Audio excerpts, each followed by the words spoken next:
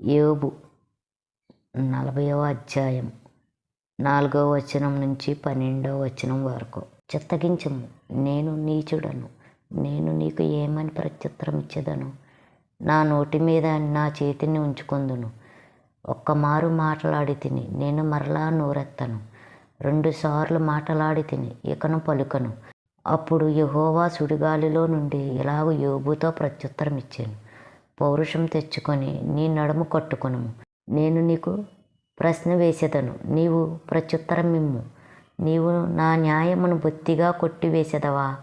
నిర్దోషివని నీవు తీర్పు పొందుటకై నా మీద అపరాధం మోపుదువా? దేవునికి కలిగియున్న బాహుబలము నీకు కలదా? ఆయన ఉరుము ధ్వని వంటి స్వరముతో నీవు గర్జింపగలవా? ఆడంబర మహాత్యములతో నిన్ను నీవు అలంకరించుకొనుము. గౌరవ ప్రభావములను ధరించుకొనుము.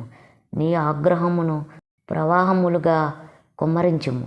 గరిష్ఠులైన వారందరినీ చూచి వారిని కృంగజేయుము. గర్విష్ఠులైన వారిని చూచి వారిని అణగగొట్టుము. దుష్టులు ఎక్కడున్నను వారిని అక్కడనే అణగద్రొక్కుము.